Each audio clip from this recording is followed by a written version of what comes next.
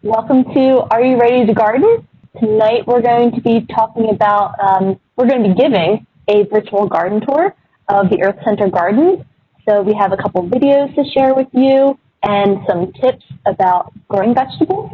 Just wanted to let you know that the Master Gardener program is an extension-based program where we teach horticultural and environmentally sound horticulture topics to the public. So if you're interested in becoming a Master Gardener, we will be having a program hopefully next year, and you could email us at mastergardeners@co.middlesex.nj.us for more information on becoming a Master Gardener. By the way, my name is Angela Monahan. I am the Master Gardener Program Coordinator for Middlesex County, and I will be giving a presentation tonight on the virtual garden tour at the Earth Center. So here is a picture of the Birds for the Hungry garden. It is our donation garden. It's a little less than an acre. Right now it's about 2/3 of an acre. We hope to expand this garden so that we could feed more residents of Middlesex County. But this year we did very well. We grew over 12,000 pounds of produce that was donated. So the Birds for the Hungry garden is our donation garden, and we use a lot of different growing techniques in order to make this garden successful, and I'm going to share those techniques with you. So a little bit of overview for this evening. I'm going to talk about 5 different crops that we grew in the garden this year. We're going to talk about beans, potatoes and their issues, testing watermelon and melon ripeness, cucumbers, eggplant galore, and tomatoes. And within those plant varieties, I'm going to discuss the different varieties for the home garden that will be most suitable for you to grow at home. I'm also going to talk about some garden issues and how to solve them, and then also how and when to harvest your crops for the ultimate ripeness. All right, so I'm going to share a couple secrets with you guys. So first off, you want to choose healthy plants. If you're purchasing transplants for your garden, you want to choose the healthiest looking plants. You want to discard any plants that have any sort of disease or pest issues on them. You want to make sure you look over the plants before you purchase them. But then if you're also sourcing seed, you want to buy seed from reputable companies. Seed catalogs such as Johnny's and High Mowing, Sedco, companies like that that have been around for a while and are established companies that you know will have very good seeds for you to grow. I wouldn't suggest buying seeds from Etsy or Amazon. I know I've seen a lot of seeds that looks really tempting because a lot of these plants look really neat. You might see a blue rose. Things like that don't really exist in nature. So buying seeds and plants from reputable retailers is going to be your best bet. You want to plant the right plant in the right place, so making sure that you know the plant's requirements, whether it be full sun, part shade, and planting that plant in its desired location. You also want to prepare your garden soil with, Good, Irene. You also want to prepare your garden soil before planting by using compost or aged manure. You never want to use fresh manure and plant right away because that can cause some disease on your plant, and you don't want to eat fruit that has touched fresh manure because that could cause illness. So making sure that the manure is aged at least 6 months before applying to your garden. Now, if you wanted to apply fresh manure now to your garden in about 6 months when you'll be planting your garden, that would be okay. But you never want to apply fresh manure in the spring right before you plant. So aged manure, good. Also, soil test. That's a big one. If you haven't had your soil tested in a while, make sure that you do soil testing. It's a great time to do it now in the fall. That way you know what you need to do now so that in the garden, hey, Barbara, I'm answering your question right now. Yes, doing a soil test now. A lot of people tend to do it in the spring, so that could be an issue if there are a lot of tests that Rutgers or another soil testing company would need to do. So you can get your soil tested through Rutgers, and if you type in Google Rutgers Soil Testing Lab, you'll be able to see the directions. They have a really great website. They'll show you how to test your soil. You can buy a soil testing kit from your local cooperative extension, and then that way you know what your soil pH is, which is really important for certain crops. You'll know different nutrients that you'll need in your garden, and different things. So making sure you test your soil before you plant, very important. You can also create an insectary for beneficial insects, and what I mean by this is that you want to interplant some beneficial flowers and herbs with your crops to encourage beneficial insects to your garden. And I'll talk a little bit about that later. You also want to scout for disease and pests daily. So you don't want to just plant your garden and walk away. You want to make sure that you are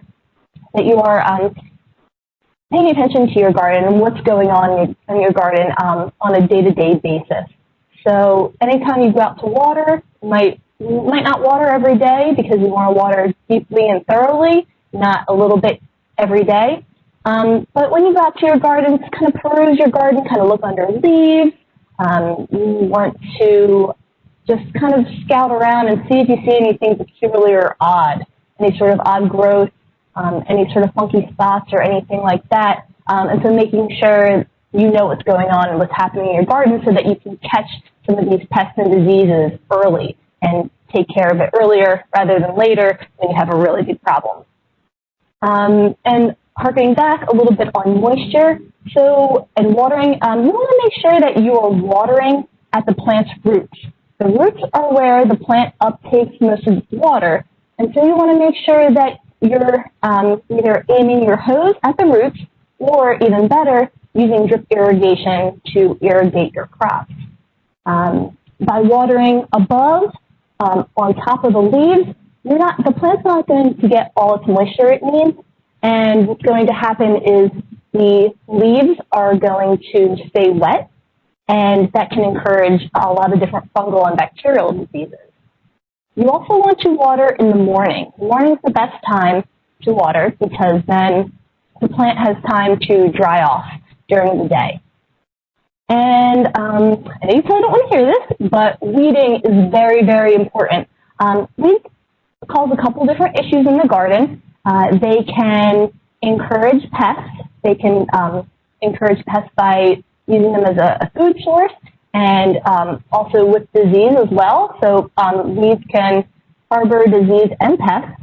And weeds also take away nutrients from plants. So if you have weeds that are growing next to your crop, they can take away the nutrients and water from your crops, and that way your plants aren't going to be getting as much nutrients and water as it probably should. And one way you can prevent this is by either by hoeing, so removing the plant, removing the weeds, or mulching. So there's different types of mulch, and you can use a straw mulch, you can use a plastic mulch. Those are probably two really good ways to mulch in your vegetable garden. You could also use grass clippings that have not been treated with any sort of pesticide or herbicide, and that would be another great mulch. And then you also want to utilize proper harvesting techniques. So knowing what a harvestable crop looks like before you go and harvest will ensure a nice healthy vegetable for you when you go to eat it. And then at the end of the season, you want to do a thorough garden cleanup. In your vegetable garden, it's very, very important to remove any diseased plants by not putting them in the compost. Anything diseased, not in the compost, because that can cause more disease later on. But anything that has a disease, you want to put in a trash bag and throw away. But composting almost anything else in your garden, from your garden, will be beneficial for your compost later on. All right, so let's move on. Beans. So there's different types of beans.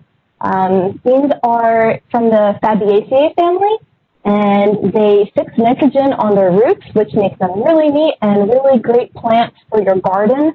Beans can take anywhere from 50 to 80 days to harvest, depending on the variety, and you want to direct sow them into the ground around late May, early June when the soil starts to warm, because they are more of a warm weather crop.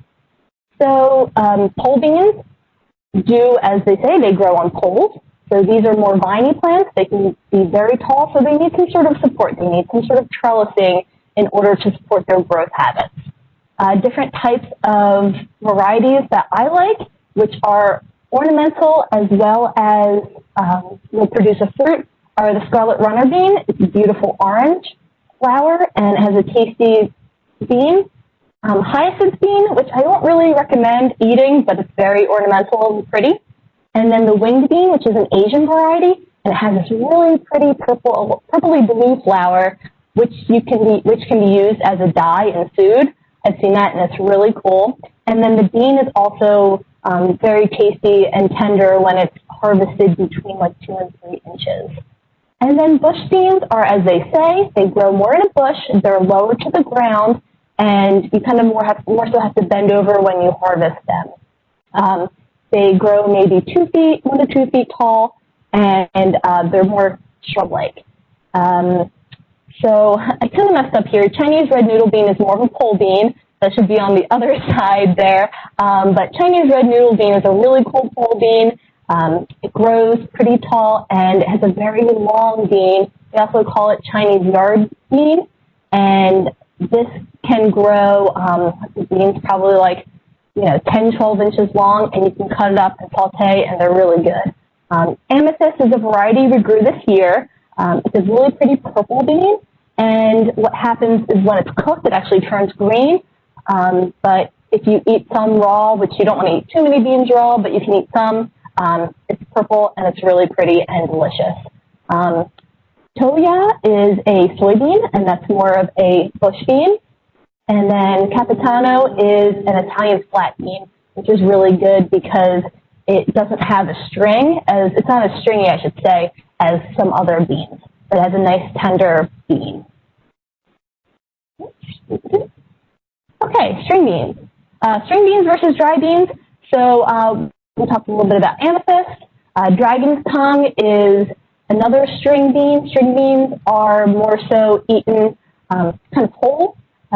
Whereas dry beans are harvested a little later once the shell, which is the outer casing of the bean, has dried. And so you want to wait a little bit. You don't want to harvest the dry beans when they're green, when the shell is green. You want to wait until the shell is brown. And that'll indicate that the bean inside is dry as well. And you'll also feel, once the bean is mature, that you'll feel this kind of you'll feel the shape of the bean. Dragon's tongue, like I said, is a pole bean. That's a really great string bean. It's very sweet. It's one of my favorites. Monte Gusto is a wax bean. Rattlesnake Master, another pole bean that's very sweet and delicious that I love. And Maxabelle is some of your haricot vert kind of French-style beans. And then there's a variety of dry beans. So many cool ones to choose from. I would highly recommend trying some of these out in your garden next year. Ford Hook is a lima bean. New Jersey grew a lot of lima beans, especially in South Jersey back in the day. And I highly recommend growing some lima beans in your garden. They do take a little bit longer than some of your other beans.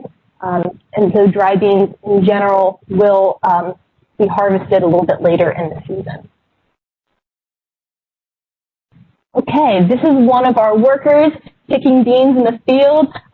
That crate is pretty large, and so we grew 2 90-foot rows of beans this year, which was a lot, probably too many, but hey, you live and you learn.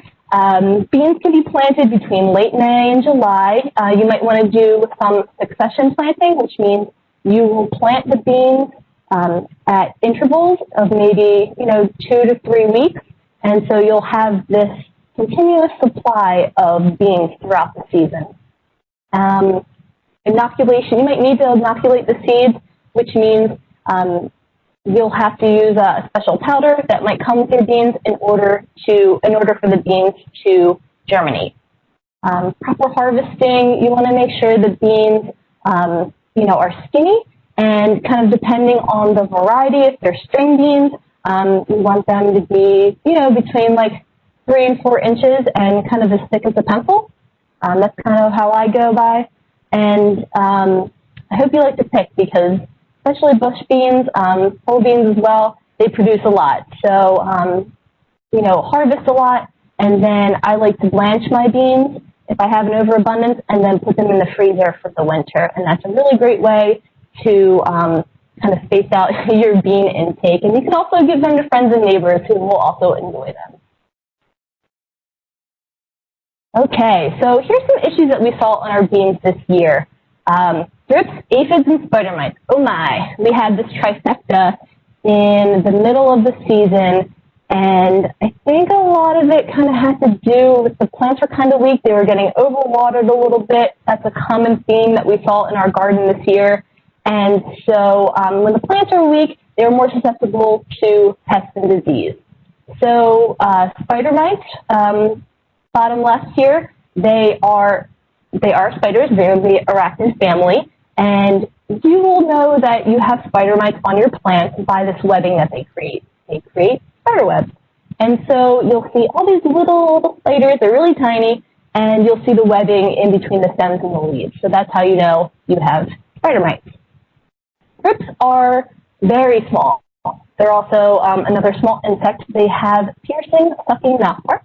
So they will pierce the stem or the leaf, and they will suck out the plant juices. And so thrips kind of jump. You'll see them on the underside of the leaves, and you'll see kind of this little yellow insect, and they are a pain. And then aphids. Aphids kind of cause this puckering on the plant. As you can see to the right here, if you looked on the underside of the leaf again, you would see the aphids kind of growing underneath the leaves. And like I said, this puckering is a sign that you have aphid issues, because again, they also have piercing, sucking mouthparts. And so what we did as far as management strategies, you want to plant resistant varieties. So there are some other diseases that occur with beans, but beans are actually a pretty easy crop to grow. So you're not going to have too many issues with diseases. But you want to rotate your crops so you don't have the same issue, pest issue in your garden year after year. You want to make sure you have even watering, so 1 to 2 inches of water a week for plants, usually in the vegetable garden, will be beneficial. And you want to remove any dead or diseased leaves, and lightly fertilize your plants, because if you're fertilizing your plants just enough, the plants will be healthy. And healthy plants are successful plants, and they are more resistant to pests and diseases. Barbara was asking what is wrong with raw beans. They can have too many, not nutrients, but chemicals in them that the bean produces, and so you don't want to eat too many raw. Cooked kind of deneutralizes the chemical, and so, yeah, just don't eat too many raw beans. And Kathleen is asking which beans are likely to attract less likely to attract Japanese beetles. I haven't had a problem with Japanese beetles on beans. Bean beetles I've had issues with, which is different. I don't have a recommendation for you, but if you use something like a row cover, that might help. That might help protect the beans against the beetles. Oh, okay. And let's see, Maria's asking, is there a particular bean that does best in shady gardens? I would say most vegetable crops are going to need 6 to 8 hours of sun. beans are going to want a lot of sun, but if you have a shady garden, I would recommend some of your leafy greens like lettuce or kale, things like that that don't need a whole lot of sun. So Esther is asking about inoculant. Usually the beans will come with an inoculant if they're supposed to have an inoculant. That should come when you order your seeds. And yep, Bill answered that question. And Elizabeth is asking, is there one pesticide that is good for all three of those pests? So I wouldn't say there's one curative for everything, but we use a rotation of neem and pyrethrins, which really helped to neem 1 week, and then we waited 7 days, 7 to 9 days, and then we hit them with the pyrethrins, which are both organic pesticides, and so that really knocked down the population by doing those two. So if you spray pesticides, if you spray one type of pesticide too much, then the pest or the disease can become resistant. So you want to make sure that you're alternating pesticides. And you also want to follow the label on the pesticide, which is really important. Anytime you're spraying any sort of pesticide or fungicide or herbicide, you want to make sure that you are following the label, because the label will tell you different ways to protect yourself and how to properly apply pesticides. Let's talk about potatoes. Potatoes are in the Solanaceae family, which are the nightshades. There's other plants that are in this family that we love and eat. Tomatoes and eggplant are others, as well as peppers. And we'll talk about tomatoes and eggplants later. And potatoes, if you didn't know, are actually native to the Andes Mountains in South America. They're not from Ireland. They were brought over to Ireland as a food crop, but they are actually native to the Andes. And you can see on the bottom all the different varieties and the funky shapes that potatoes have to offer. There's over 3,500 varieties of potatoes that are grown, especially in South America. And the potatoes we know today have been bred for their round shape. And so potatoes are a long season crop. They take over, about 120 days to harvest, maybe a little less for some varieties. And you want to direct sow them. So direct sow means you take the seed potato and you plant that directly into the ground. You don't want to start that indoors necessarily and transplant the actual plant later. So direct sow, and we'll talk a little bit about planting potatoes in a second. So planting potatoes want nice, rich, kind of loamy soils and have a pH between 5.5 to 6.5, so pretty acidic. In the fall or the spring, you want to add your aged manure and compost to the planting area before planting, because you want to create a nice, loose, rich soil so that the potatoes tubers can grow freely. And again, you want to buy disease-free and certified tubers, also called seed potatoes. So they're not seeds in the sense that we think of a tomato seed or a bean seed would be, but it's actually, what you would get is, if you look at this picture of the potato here, you would get something like this. This would be a seed potato. And what you would do is you're going to cut the potatoes so that you have about 2 to 3 eyes per piece. So the eyes are what's circled there in red, and so this is where the stem and the leaf are going to grow from. And when you cut the potato, you want to treat them with a sulfur dust, which is another organic product, and that will help prevent root disease. And you want to kind of, after you cut, you want to wait about a day to plant so that the potato kind of hardens. The area where you cut, you want that to kind of harden before you put it in the soil. And potatoes do flower, so you can see the top left here, a really pretty potato flower. Sometimes they're purple, sometimes they're white. I think it's a neat flower, kind of funky shooting star-shaped flower. So a little bit more about growing potatoes.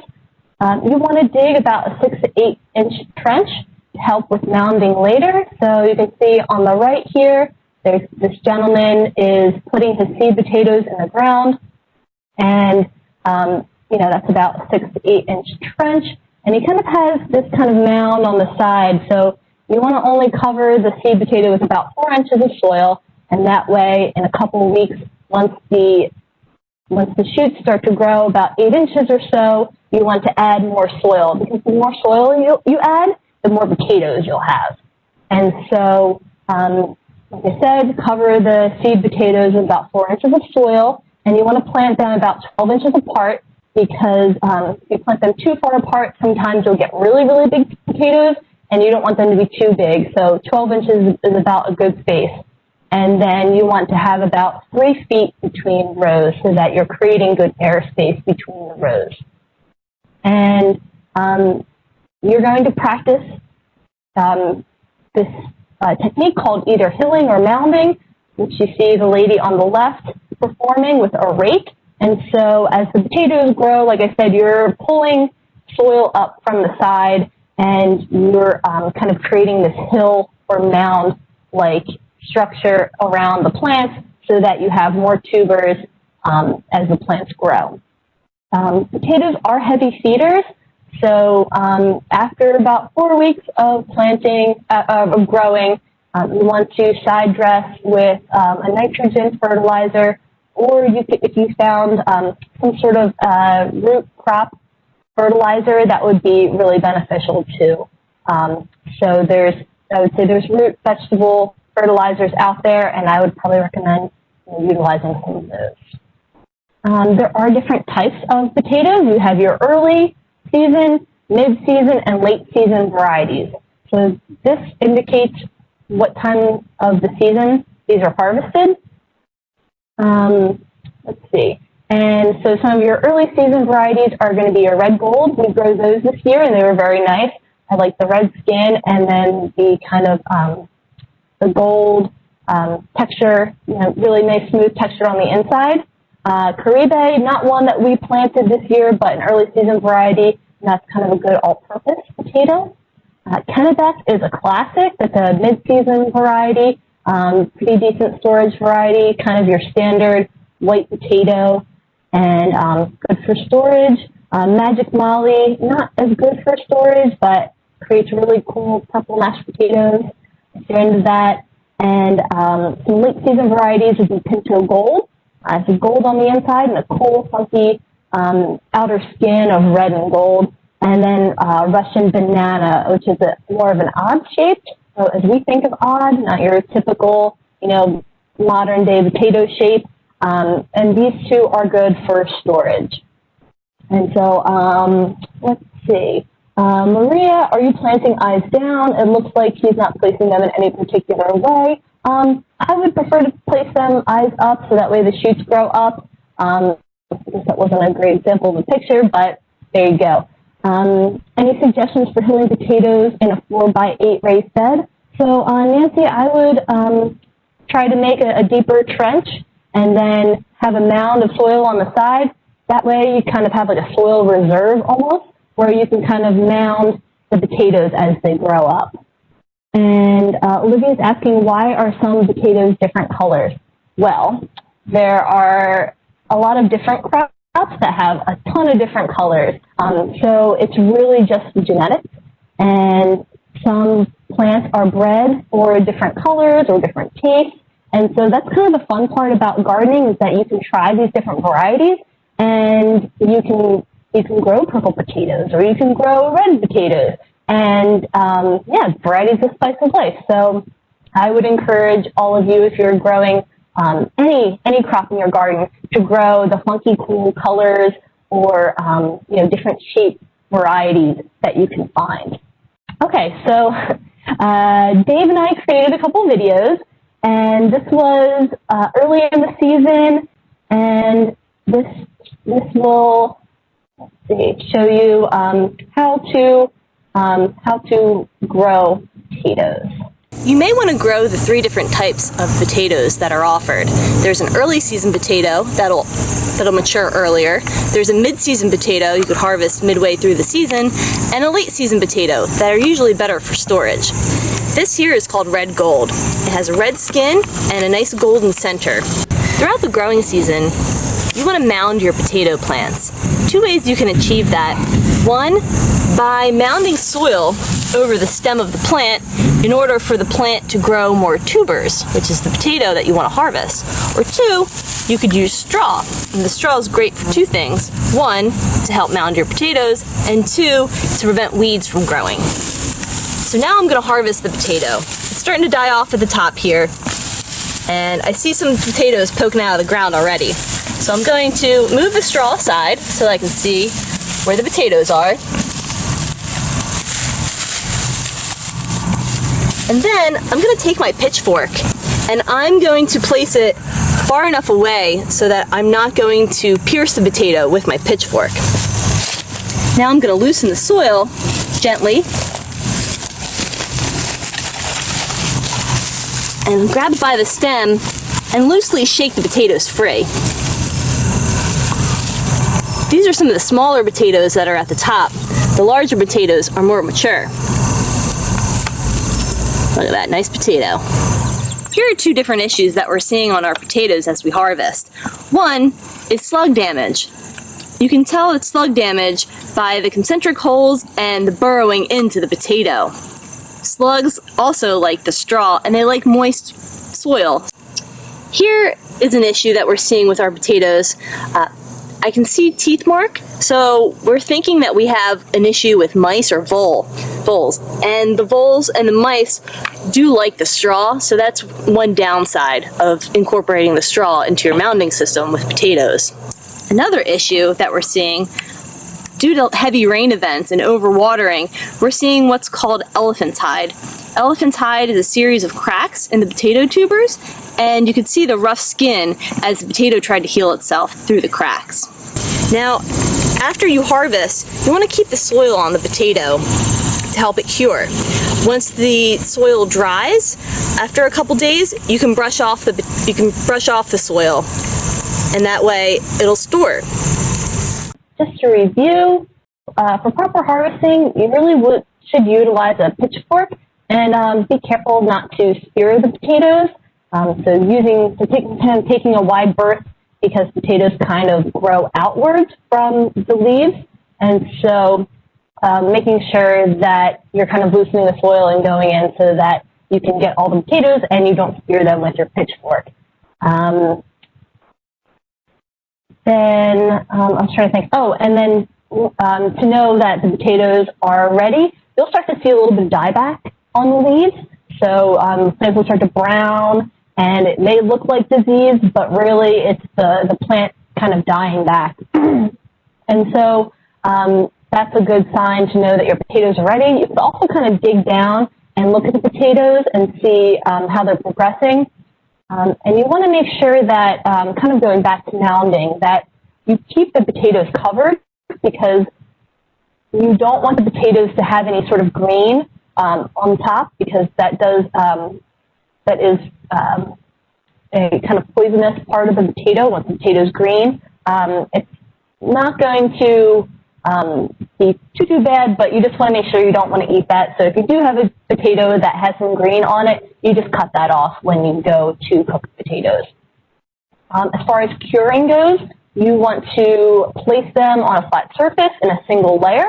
You want to wait about 1 to 2 weeks, put them in a cool, dark location, something like a garage or an unheated room, and curing allows the skin to kind of harden or toughen up. And so this helps keep the potatoes a little bit longer. And then also for storing, again, think cool, dark, and also a humid but also ventilated area. So if you have something like a root cellar that's dark, a dark area is good, because if the potatoes have any light, they're going to start to sprout, and then they're not as good to eat. So something like a cellar or a pantry that's kind of humid, putting them in maybe a perforated bag. You know how most potatoes in the grocery store come in a plastic perforated bag. So this does help with humidity, because the potatoes are actually still alive. They're kind of storage for a plant to grow for the following year. So if you kind of are thinking that the potato itself is still alive, you do want to kind of create this moisture for them. And so before you store them, you want to dust off any excess soil, but do not wash them, because then that could create some post-harvest diseases. Okay, here is another video. No stranger to the garden is a common pest we call the Colorado potato beetle. The adult has a hard shell and dark lines with yellow markings, but the immatures are kind of like a red maroon color with a dark head. The immature stage is the one that you really want to try to control. They're prolific, and if you let them go in your garden, you're going to have a really big issue. What happens is during the immature stage, they will defoliate your plant, and that means it'll eat all the leaves, which potentially minimizes your yield. Colorado potato beetle loves plants in the Solanaceae family.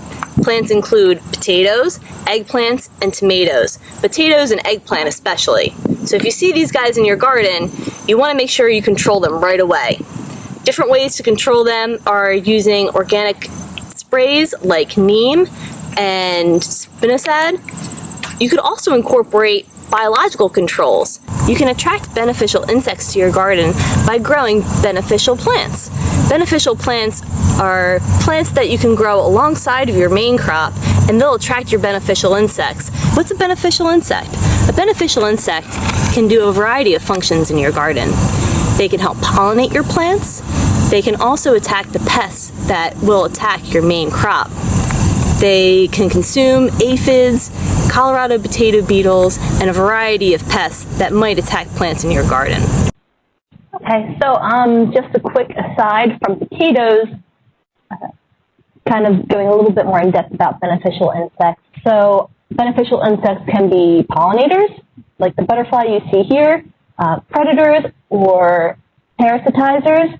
We'll see some parasitized insects later. And what they do, they'll help pollinate your crops. They'll help to fight pests in your garden. And you can interplant different flowers and herbs to attract these beneficials.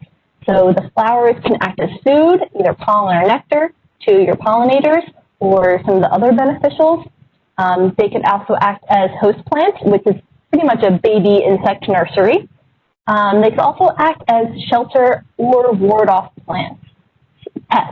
They can also help ward off pests by the different chemicals that the plants give off. Different examples would be zinnias, garlic chives, butterfly weed, echinacea, sage, dill, and mountain mint, just to name a few. Okay, back to potatoes. So here are some of the issues that we saw in the garden. On top left is the immature stage of the Colorado potato beetle. And like I said in the video, this is the stage of the pest that you want to attack. They're a little more susceptible to anything that you will kind of do to them as far as pesticides go. And so also if you see the eggs, you want to look on the underside of the leaves, and they're yellow sacs. If you see those, you want to smush them with your fingers. I know, ew, gross, you don't want to touch insects, but got to grow tough skin and get used to it. Because if you want to get rid of insects in your garden, you're going to have to do the dirty work. And a lot of times people don't want to spray. And I don't blame you. I don't want to spray. The least amount that I have to spray, the better. So you could pick off the Colorado potato beetle or any other insect in your garden, and you could put them in a jar of soapy water, and just, if you wear garden gloves, it's not as gross, I swear. You just pick them off, put them in the jar of soapy water, and they'll drown. Sorry, but it's better than flushing them. Let's see, elephant hide we saw, which was kind of that cracking. It looks like an elephant's behind with the crack there, and the skin looks kind of rough like an elephant's skin. And so this was due to overwatering. So we had some large rain events. The irrigation was left on a couple days, not in a row, but overnight. And so this caused too much water in the garden, and a lot of plants crack. When you see this cracking, it usually means overwatering because the plant skin can't grow fast enough, and you see this cracking. So lesson learned, And also another issue we saw were slugs. And slugs do like moist areas. So again, with overwatering, they also like straw, kind of a protectant, and they will eat the holes in your potatoes. So let's talk about management strategies.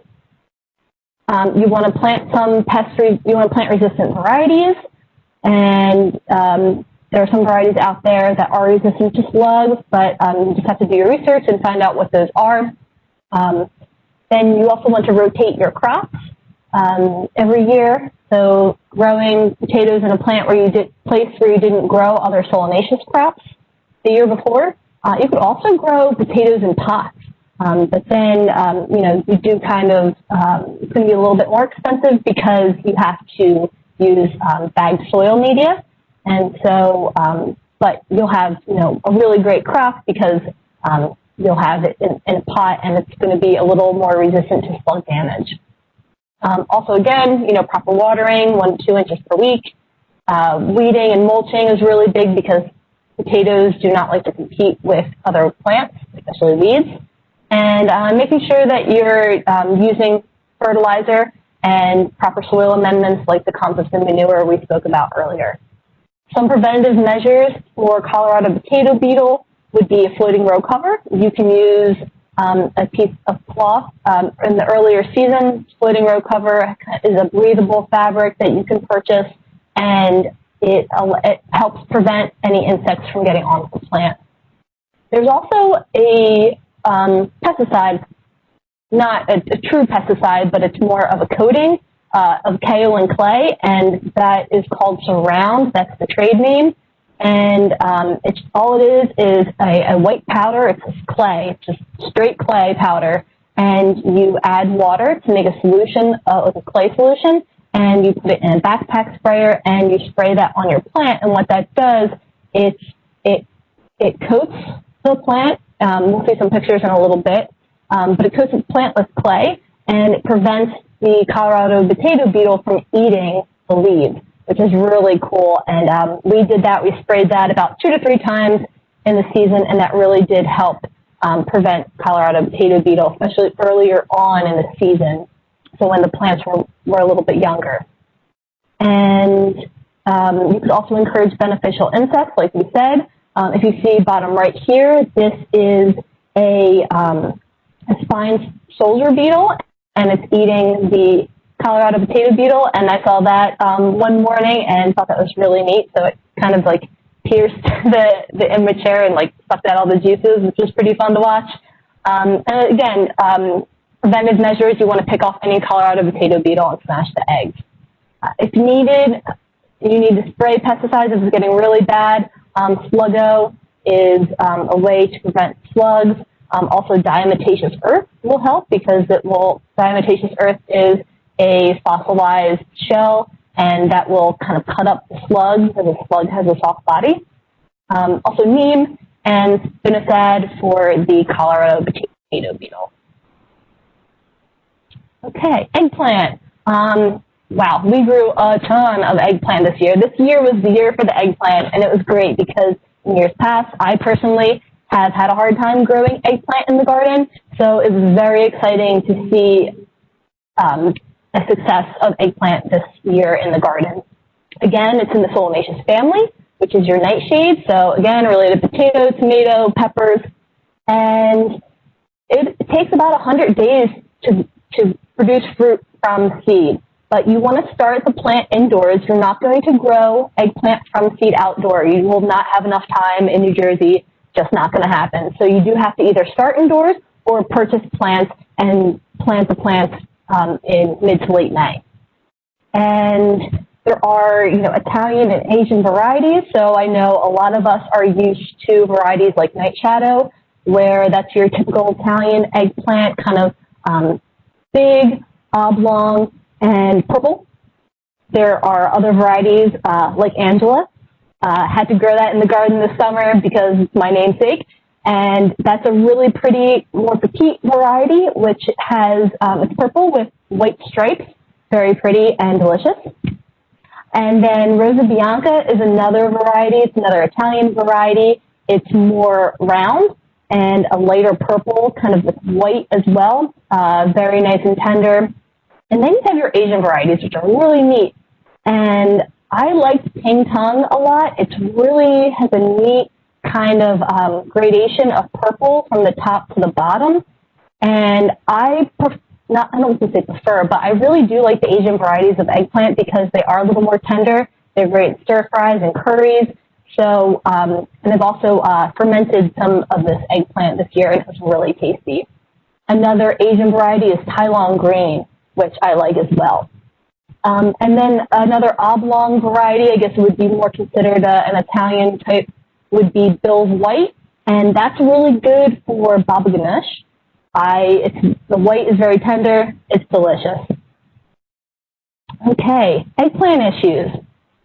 Again, overwatering, and if you see top left here, this yellowing in the leaf margins, that was due to overwatering, and once we kind of laid off the irrigation a little bit and we didn't get so many rain events later in the summer, we noticed that this went away. Excuse me. So if you see something like this, it may not be disease, it may just be that you're overwatering your plants. But what we do have an issue with every year, and I think this was the big thing as to why we weren't really able to successfully grow eggplant in the past, flea beetle. Ugh. One of my arch nemesis in the garden is flea beetle. Bottom left, you can see a close-up, and then top right, you can see how tiny these are. But they do so much damage. They're so small, but they're prolific, and they do a lot of damage, and what they do is they have chewing mouth parts. So they'll eat these little concentric holes in the leaves. And you can kind of see at the bottom right, they kind of have a shot hole appearance. So eggplant loved by the flea beetle. And it's also a magnet for Colorado potato beetle because, again, same family as the potato plant. Okay, this was our big success this year. We purchased this Surround, like I mentioned before, this kaolin clay-based spray. And you can see bottom left here, what happens is once you mix the clay with water, you spray it onto the plant, and you want to spray the top and the bottom, so you want to spray the plant all around, and you'll see some residue on, the mulch or the soil, and this way it protects, it has sort of like a mechanical defense against your flea beetle, and the flea beetle is unable to munch through the clay, and your plant grows, and it gets happy, and once the plant gets past the seedling stage, you'll have flea beetle, but it won't be as detrimental to the plant. So right after you plant, you want to spray the kaolin clay, and that'll help your plant to grow successfully.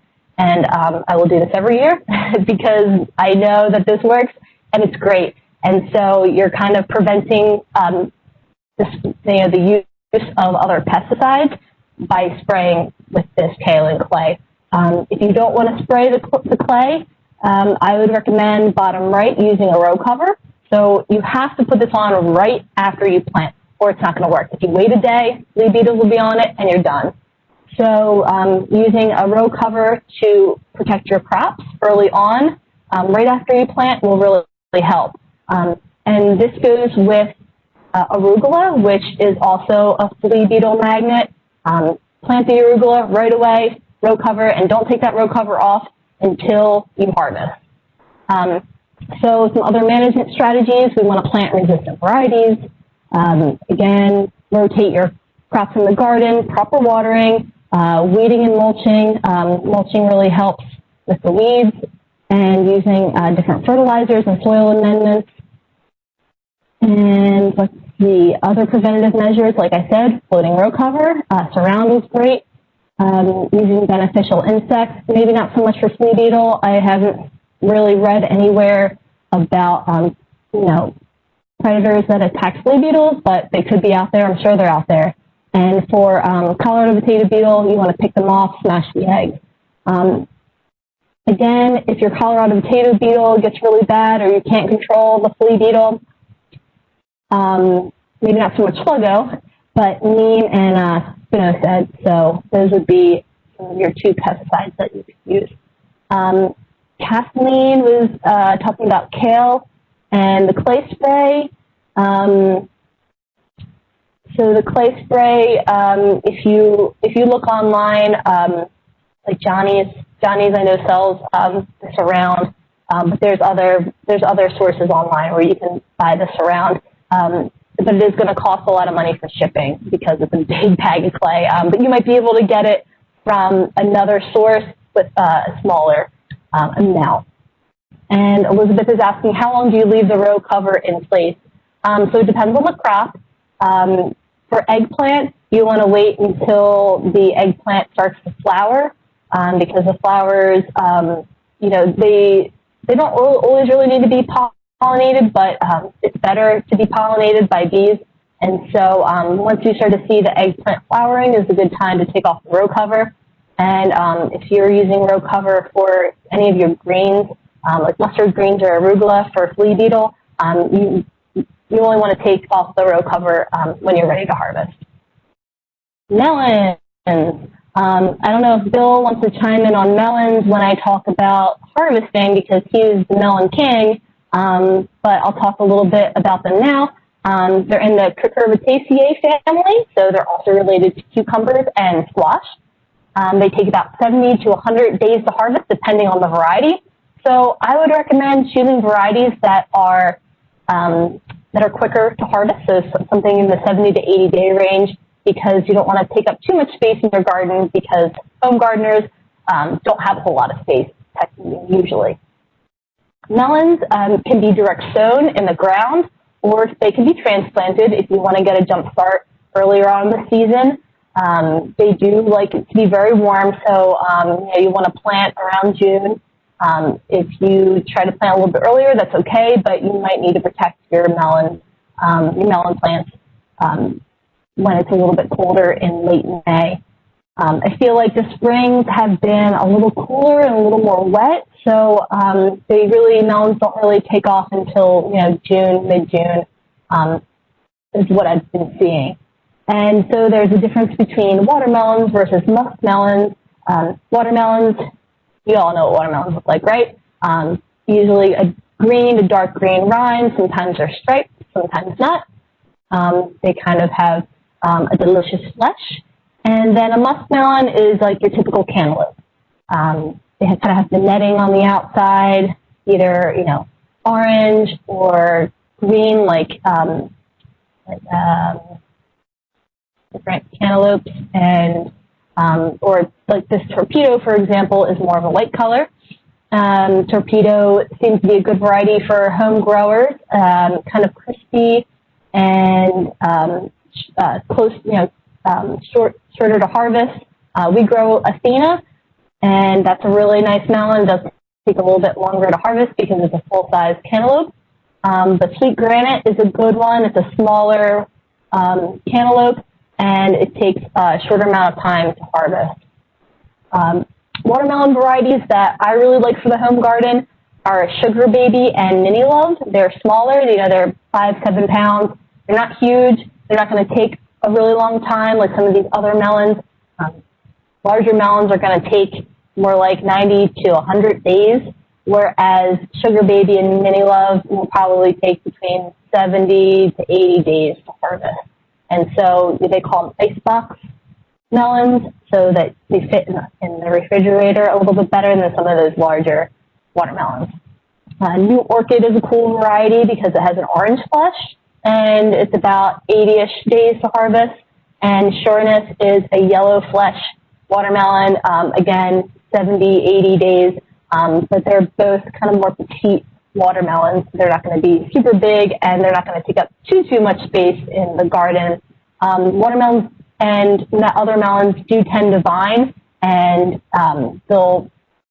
they will take over your garden. So make sure you have enough space in your garden to grow melons if this is what you desire. You don't want to grow too many melons because it does take up a lot of space. So here's Bill teaching us how to harvest melons in the garden this year safely. He was showing us the different ways to harvest watermelon. And so different ways to know that your watermelon is ripe. Top left here, you can see this yellow marking on the soil side or the bottom side of the watermelon. And when you see that yellowing, you know that the melon is ripe. So you don't necessarily want to spin the watermelon. You just want to kind of keep them in place, let them grow there. And when you kind of turn them up to check to see if they're ripe, that yellow color is a surefire way, for the most part, to tell that it's ripe. Another way is this on the bottom left, this browning of the tendril and hollow thumping. So you want to kind of listen for a hollow thump in the melon, and you'll kind of see a webbing on the fruit as well, and you'll also feel the weight of the melon. It's going to be a little bit heavier. And the muskmelon is going to kind of slip off the vine. So when it's ripe, you're going to kind of smell, and it has a melon smell to it. And when you try to pull it off the vine, it's going to give, and it's going to come off the vine. So it's called slipping. And then also the netting on the cantaloupe will be more of a tan color. You don't want to really see much green. But it also kind of depends on the variety, because some varieties do have a green on the outside of the fruit. Okay, some issues with melons. We see powdery mildew a lot. So some of the management strategies for powdery mildew, again, you can find some resistant varieties to powdery mildew. You also want to encourage good spacing to allow airflow. You also, again, want to rotate your crop. Proper watering, weeding will really help, and making sure you have enough fertilizer in the garden to kind of strengthen the plants. And then some preventative measures, if you can plant a little bit early to prevent the powdery mildew from affecting your plants too much, that'll be helpful. Again, using that surround will also really help in the earlier stages, and copper fungicide as a preventative if you plant the melons a little bit later. Cucumbers, again, Cucurbitaceae family. They can be ready to harvest anywhere from 50 to 70 days, depending on the variety. You can either direct sow or transplant. Cucumbers like to play hide and go seek. So when you plant cucumbers, you really have to look. I mean, pull away the leaves and look underneath, above, and you'll find cucumbers. And then you won't find cucumbers, and you'll come out 2 days later and you'll find a huge cucumber that you left on that you just didn't see. So I always try to look one way and then also turn around and kind of look another way to find the cucumbers. And you can also do succession planting, and what that means is that you're sowing seed, or you're planting the cucumbers every 2 to 3 weeks to have a continuous harvest of cucumbers instead of having them all at once. So maybe you plant 2 cucumber plants 1 week, and then in a couple weeks you plant more, so that you'll have them growing and harvestable throughout the season. So anywhere from late May to late July, you can perform succession planting for cucumbers. Okay, another video about cucumbers. Here we have cucumber vines. Since a cucumber is a vining plant, it needs support. As you can see, we have a trellis system set up. We have stakes supporting a netting, and the net helps support the growing cucumber. The cucumbers have tendrils, and they'll latch onto the netting to help support itself as it grows up the support system.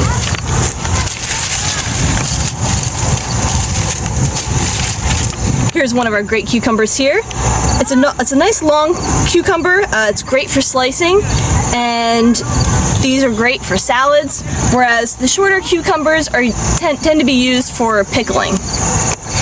Now, some issues that we're seeing with the cucumbers later in the season, we have some downy mildew and anthracnose. You can kind of see the browning of the edges, almost defoliation here. Some other issues we're experiencing is poor pollination. So you can see how the tip of the cucumber is tapered and it looks very odd.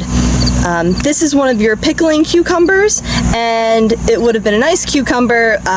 It's still edible, but you can kind of see how it's a poor fruit set, and you can tell that it wasn't pollinated well because of this tapered tip. When cucumbers turn yellow, that means they're overripe. They're not marketable, and they can still be somewhat edible, but they tend to become a little bit bitter when they turn yellow like this. So these were left on the vine for too long. Later in the season, through humid and wet weather, you might notice some discoloration on our leaves. This can come from a variety of reasons.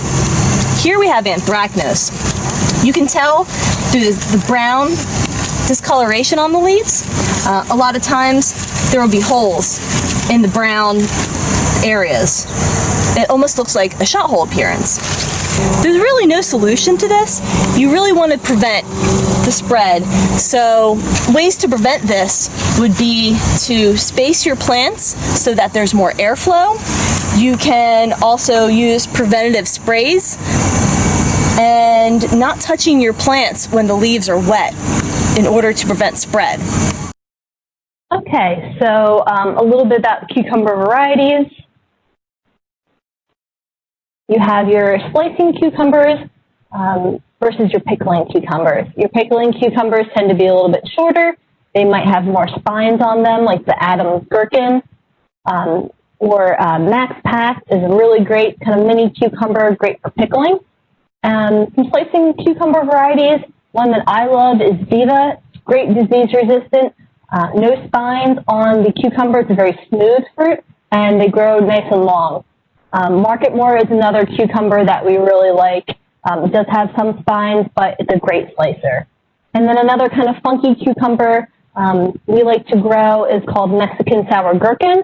It's also called cucamelon, so it's not quite a cucumber, not quite a melon, kind of a weird in between, but it tastes like a sour pickle. And I love it. It grows prolifically in the garden, and it's really fun for kiddos. Okay, so some issues that we see in the garden. Cucumber beetle, another of my nemesis. So there's the spotted and striped cucumber beetle, and cucumber beetles have chewing mouth parts, so they chew on the leaves, and that's not the real problem. What the real problem is in their gut they harbor a bacteria which causes bacterial wilt, which is the top middle picture that you see here on the screen. And bacterial wilt will be transmitted to the plant from the cucumber beetle eating the leaves. And so you kind of see this wilting of the leaves, and you want to kind of remove those plants once you see them because the plants are just done at that point. The top right is a picture of downy mildew. You can see it has angular leaf spots, and that can be an issue in the garden as well. You have overripe fruit, which is this yellowing of the fruit that you see. When the fruit becomes overripe, they become bitter. I've seen that you can pickle overripe fruit if you remove the seeds and the skin. I haven't tried it yet, but if you don't want to waste the cucumbers, the overripe cucumbers, you can try pickling. And then right to the right here, bottom right, is anthracnose. You can tell the brown leaf margins and the holes where the brown spots are. And then bottom left is powdery mildew. So powdery mildew is prevalent in the Cucurbitaceae family, and you'll see this powdery film appearance on the plant. So some management strategies, again, planting resistant varieties, rotate your crops in the garden, proper watering, weeding and mulching, making sure you have enough fertilizer for your plants. Drip irrigation is really good for cucumbers because you don't want to get those leaves wet to encourage disease. You want to water at the roots. Trellising is really big to allow airflow, and removing any of the debris at the end of the season because some of these diseases can live in the soil if you leave the debris on the ground. So making sure that you throw those disease debris into the trash and not compost at the end of the season. Some other preventative measures, floating row cover before the flowers appear because cucurbits A lot of your squash, melons, and cucumbers do need to be pollinated by bees. So in order to have a fruit set, they do need to be pollinated, so you want to make sure you take the floating row cover off once you start to see flowers on these crops. Again, using surround for those cucumber beetles. Once they get to be very tall and viney, the surround isn't as beneficial because there's too much. So kind of earlier in the season, you can use the surround once the plants are very small. You can also encourage beneficial insects. Using a trap crop like Hubbard squash is a good trap crop for cucumber beetle.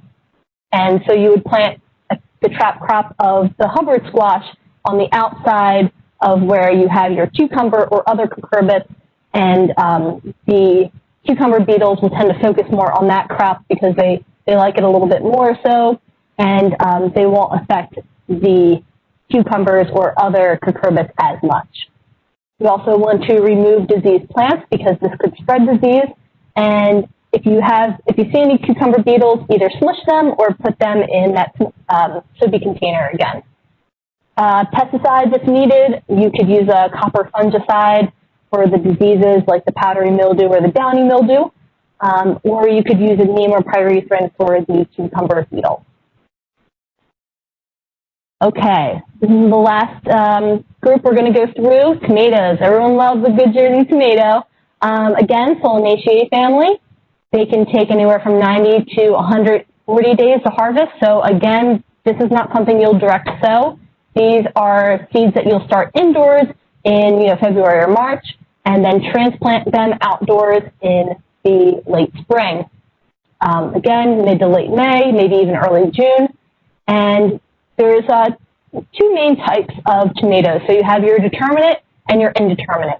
Determinate means it has a height level to which it will grow, and it won't be as viney as an indeterminate. Indeterminate tend to grow and grow and grow and grow until the plant dies.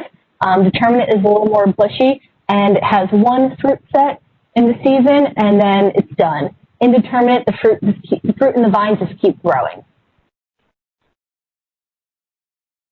So there's a wide variety of tomatoes that you can grow in your garden. So different types to choose from would be hybrid, heirlooms, paste, or cherry and grape tomatoes based upon what you want to use them for. Celebrity is a variety that I love to grow in the garden. It's very resistant to cracking and disease, and it tastes good. So that's a good slicer if you wanted a tomato for, say, BLTs, tomatoes, egg sandwiches, that kind of thing. I also like Big Beef. It's another great slicer. It's a heavier fruit, and it has also really nice flavor. Some of your heirlooms, some that I recommend would be Brandywine. Brandywine is delicious. I love it for sandwiches. It's one of my favorite slicers. And Green Zebra, which is another tasty one, which I find to be great for salads. The heirloom varieties are less disease resistant than your hybrids, so you will see that they will be more susceptible to disease and cracking than some of your other tomato varieties. Some paste tomato varieties, if you're looking to make sauces or salsas, Paisano was a good one that we grew in the garden this year that was successful. And then Tyrin is one that I read about that sounded really good. So paste tomatoes are going to have a thicker wall and less seeds, and that'll create more of like a paste, more of a tomato sauce. And they can be very prolific. And the Tyrin I thought was interesting because it sounds like it does have some green shoulders, which is the top of the tomato fruit, but it can be ripened off the vine, which I find helps sometimes if you're experiencing cracking or whatnot. And as far as cherry tomatoes, I love Super Sweet 100. They're great, very sweet, red cherry fruit. And Sun Golds are probably my overall favorite as far as cherry tomatoes go. They're prolific and, again, great for kiddos. All right, so when you're planting tomato plants into the ground, they can be planted pretty deep. So you want to take off maybe the first leaves and maybe the second set of leaves and plant the plant pretty deep so that you have, one or two sets of leaves on the top. And this is unique to tomatoes because they have what they call adventitious roots, which means the little hairs on the stem will actually grow roots, and this helps with water and nutrient absorption for the plant and to create a healthier plant overall. Your tomatoes will need support, so I would recommend using stakes or cages. And if you have cages, I also recommend putting a stake next to the cage and tying it off so that there's extra support. Say if there's a big windstorm or any sort of event, wind event, the cages won't fall over and break your tomato plants. They'll be staked and sturdy within those cages. I like to remove the suckers from the plants, and so the suckers are the little leaf, the stem that kind of grows in between the main branch, or the main stem and the branch. And I remove these to help with airflow and to help with disease. And some people don't. I do. I think it's beneficial. And you also want to remove the bottom leaves that will touch the ground. So if you, you could use either snips or kind of try to break it off gently. You don't want to totally rip it off the plant because that can also encourage disease.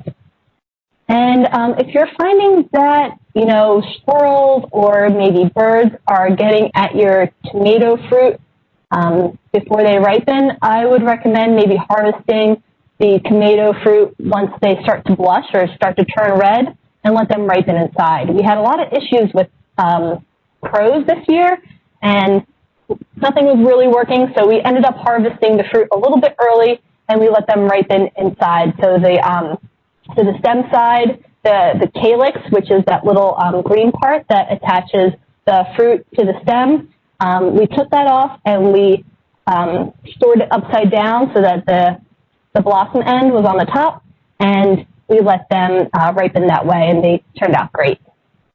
Okay, another quick video. This is the last video. Everyone loves a good Jersey tomato, but you ever notice that towards the end of the season, your plants start to look a little not so nice? There's a myriad of reasons why this happens. So tomatoes grow like vines. A lot of tomatoes need the support.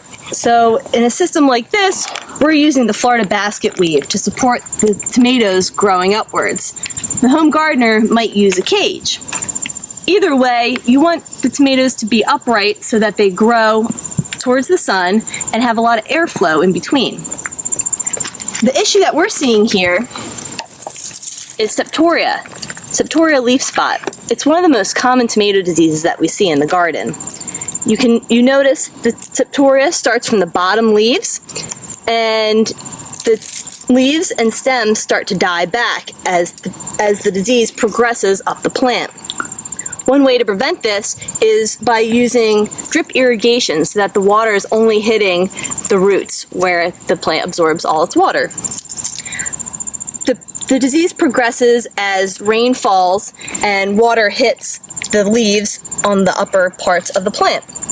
One of the ways to prevent disease is by removing the suckers early on in the season. Suckers form between the main stem and the branch of the plants. Here we see a sucker, but the suckers that you want to remove are down towards the bottom.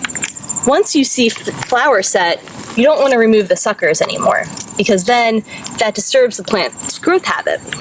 So suckers can be productive, and here we see one that has produced tomato fruit. This tomato fruit has what we call cracking.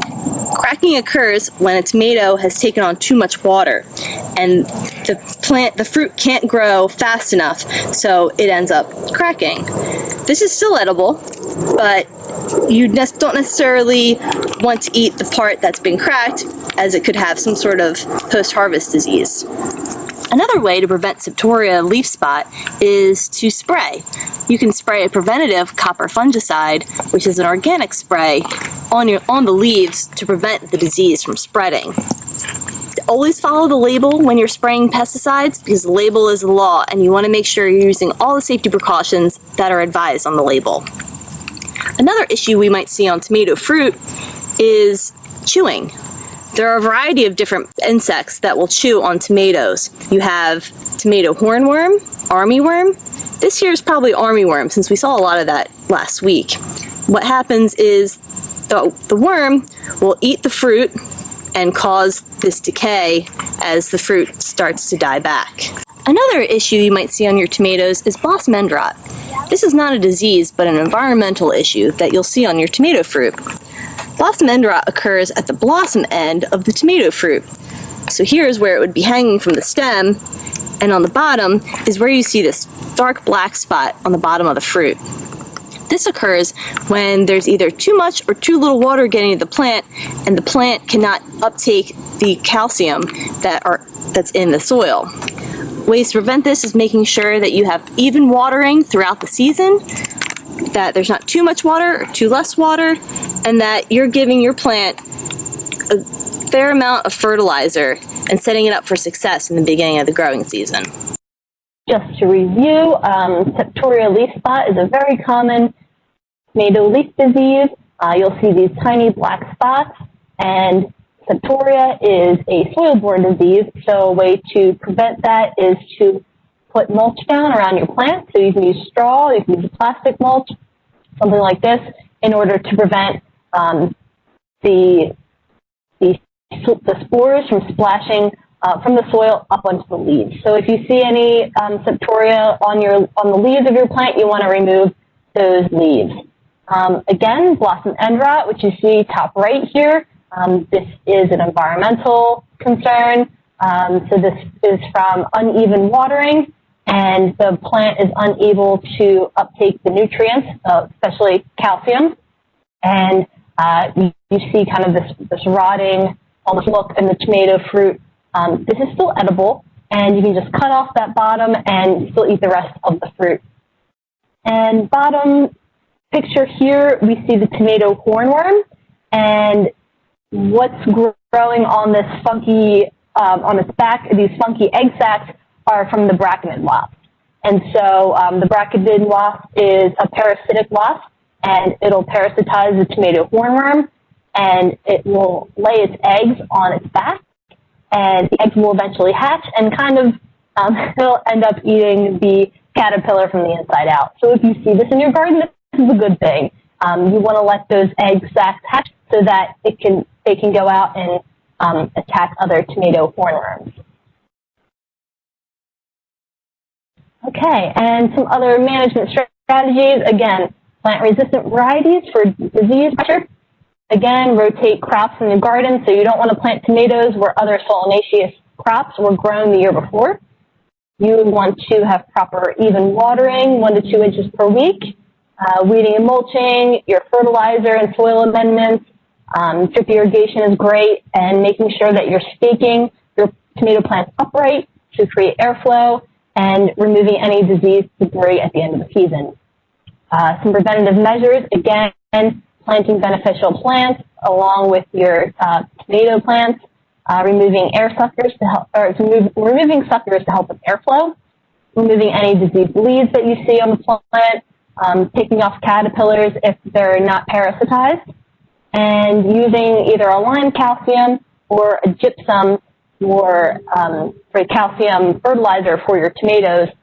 If you have, if you've taken a soil test and you know that you need lime, if your soil is too acidic, but if your soil is not too acidic, then just the gypsum, and that will help with the calcium uptake of the plant.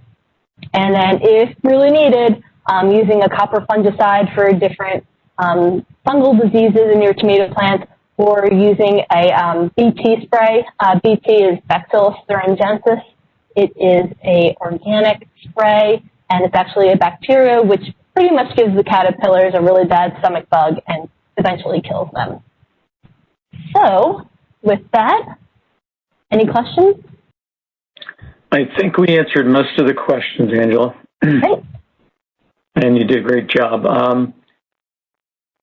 Just wanted to add that if the information that has been provided through the Are You Ready to Garden has helped any of you, please let us know. If any stories of you starting to garden this year or starting to grow different types of plants as a result of this, we would love to hear from you. So just contact us at Rutgers Cooperative Extension, and they could just contact the Master Gardeners. Just wanted to add that I think you talked about watermelons and cantaloupes. It's always interesting to with watermelons and cantaloupes to try to harvest them at the right time. It's kind of an art and a science. Having grown them many years, it's all those things you talked about. It's the coloration, the yellow at the base, making sure that the plants have that full sound to them, and looking for the little pigtails and all that. But it is a little bit tricky because when you go from one variety or one type of melon and to another, you kind of get used to it after a while of what's actually ripe, and sometimes you'll make a few mistakes, and that's okay. But it can be a challenge. It's one of the more challenging crops to grow, especially cantaloupes. Watermelon's a little bit easier because watermelons are very protective, and we saw this year that there were a lot of problems with cantaloupes.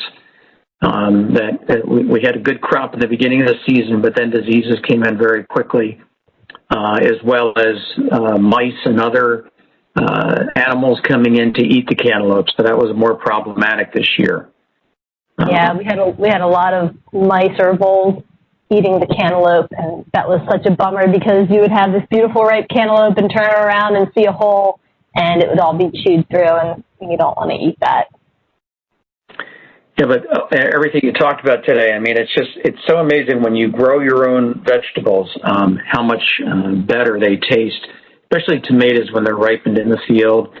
And almost all the vegetables we talked about, if you don't let it get overripe, that's really the key with eggplant and cucumbers, is make sure you get them at the right stage. And squash especially, harvest the smaller squash, when they're about 12 inches long. And then Nancy also asked about companion planting techniques. I love this book called Attracting Beneficial Bugs, and I'll write that in the Q&A. It's by Jessica Walliser, and she's really great. She has another book, too, that talks about attracting beneficial bugs to your garden. Jessica Walliser. And Pollinators of Native Plants by Heather Holm.